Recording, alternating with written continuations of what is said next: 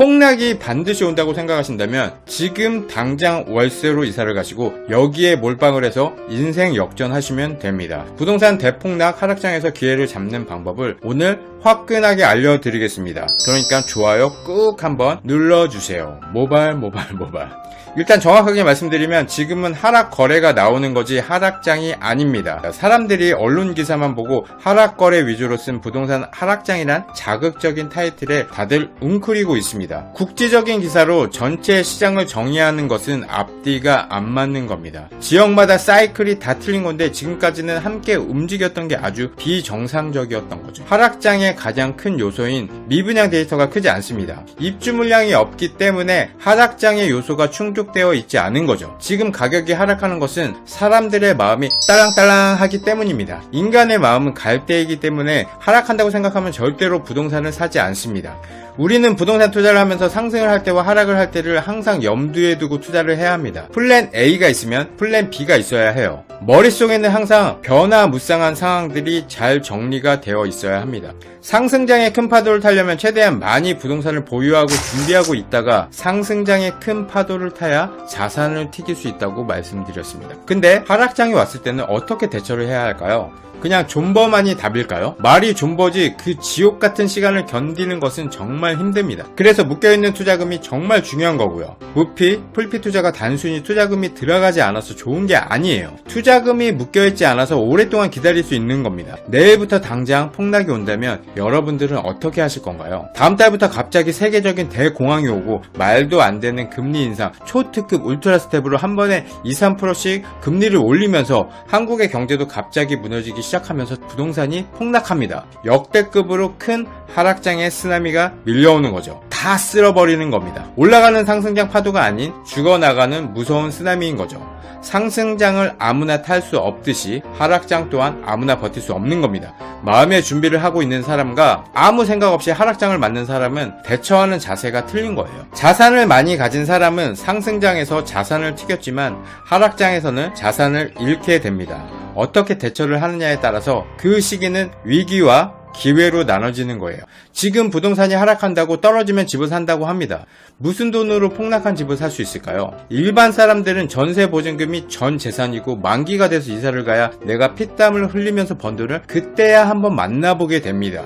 임대인은 만기 전에는 합법적으로 전세 보증금을 돌려주지 않아도 돼요. 가끔씩 그냥 이사 날짜를 잡고 내 돈 내놔 하는 분들이 있습니다. 임대인에게 상의도 없이 이사할 집 계약을 덜컹 한 다음 이사 가는 날까지 내 돈 빼주세요 이런 분들이 있어요. 여유가 있는 임대인들은 그냥 빼주겠죠. 하지만 우리 같은 사람들은 임차인 보증금으로 집을 산 것이기 때문에 다음 임차인이 들어와야 보증금을 빼줄 수가 있습니다. 내 돈이지만 전세 보증금으로 깔고 앉아있는 돈은 마음대로 뺐다 넣었다 할 수 있는 게 아니에요. 그럼 부모님 찬스, 친척들, 지인들 주위에서 돈을 빌려서 사면 되잖아. 주변에서 1000만 원만 빌려보세요. 특히 아무것도 없는 사람은 돈 100만 원도 빌리기 힘들 겁니다. 그렇기 때문에 집값이 떨어져도 하락한 아파트를 잡을 수가 없는 거예요. 집값이 떨어졌을 때 집을 살 수 있는 방법은 현금을 보유하고 있어야 합니다. 금방 현금화할 수 있는 현금 자산으로 들고 있어야 하죠. 전세를 살고 있으면 기회가 왔을 때 타이밍 맞춰서 딱 하고 잡을 수 없습니다. 그렇기 때문에 정말로 하락했을 때 집을 사려는 분들은 월세를 사셔야 해요. 근데 우리나라 사람들은 어떻습니까? 월세를 살지 못합니다. 전세는 공짜인데 월세는 비용을 내면서 산다고 생각을 해요. 어디 가서 나 월세 산다고 쪽팔려서 얘기도 못해요. 그렇기 때문에 전세에서 월세로 가는 건 역시 집 사는 것만큼 어려운 거죠.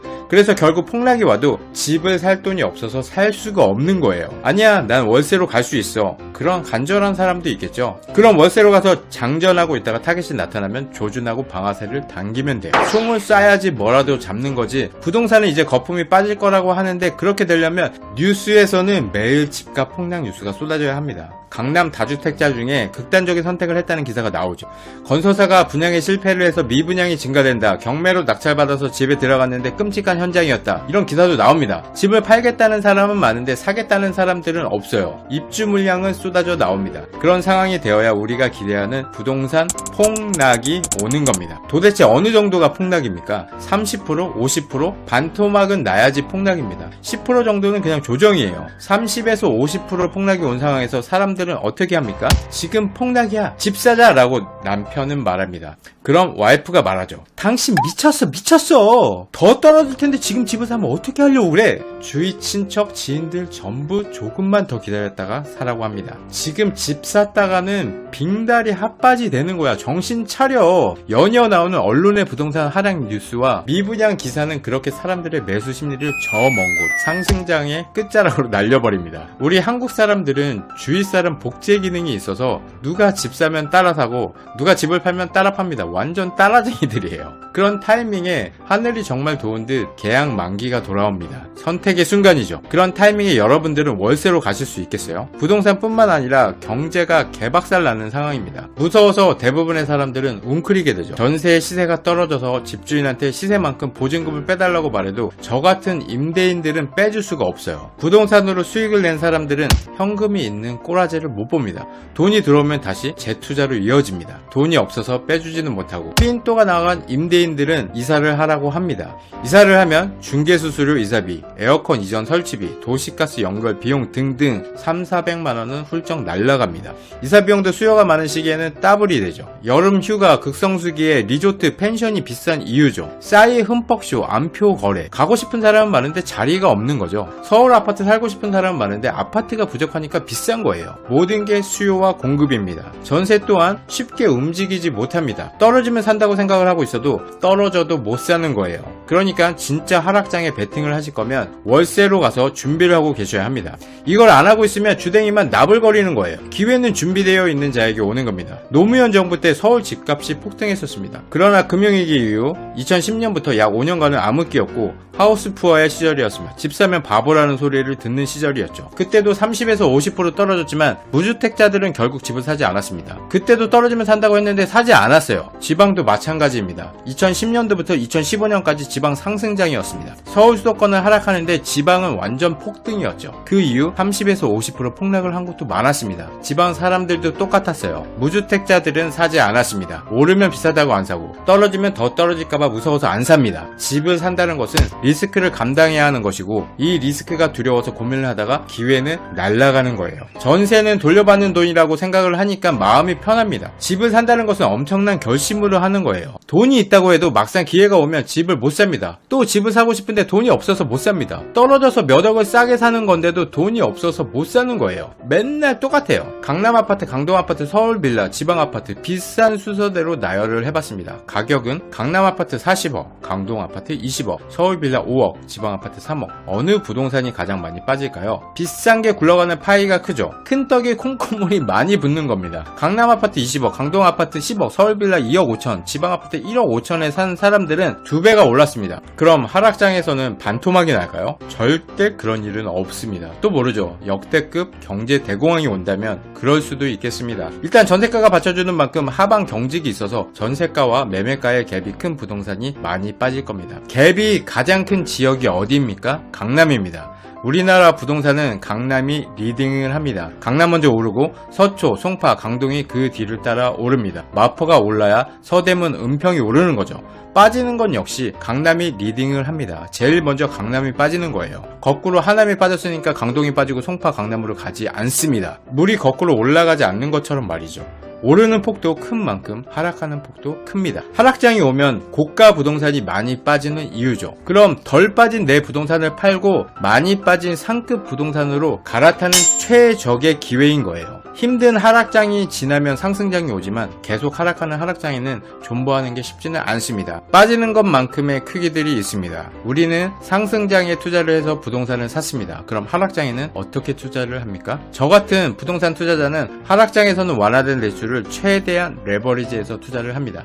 하지만 대부분의 사람들은 일시정지 버튼을 누르고 부동산이란 단어는 머릿속에서 삭제되죠. 사람들은 부동산을 더 이상 사지 않고 전세를 삽니다. 지금도 이미 그렇게 결정을 하고 내 집 장만을 포기한 분들이 많습니다. 근데 이것만은 꼭 알고 계셔야 합니다. 이번 상승장에서 부동산을 사지 못해서 돈을 벌지 못했지만 이제부터 하락장에 들어가면 돈을 잃지 않을 거라는 생각은 착각입니다. 여기에 빠져 있어서 계속 다람쥐 쳇바퀴처럼 살까 말까 고민하다 타이밍 놓치고 하락장 들어가면 안 사길 잘했어 위안하고 다시 상승장에서 올라가는 부동산을 보면서 망연자실하고 정말 슬프지 않습니까? 여러분들이 하락장에 베팅을 하고 계속 전세로 산다면 공짜로 살았다고 생각하시죠? 시간이 지나면서 잃은 게 없다고 생각하지만 계속 가난해지고 있는 거예요. 전세로 살고 있는 것은 하락의 리스크가 없어서 안전한 게 아니라 매우 위험한 베팅입니다. 내가 산 집이 떨어져야만 손해를 보는 것이 아닙니다. 살 수 있었던 집을 안 샀다가 집값이 더 올라버리면 오른 만큼 손해를 보는 겁니다. 전에는 6억에 살 수 있었던 아파트를 이제는 12억을 줘야 살 수 있는 거죠.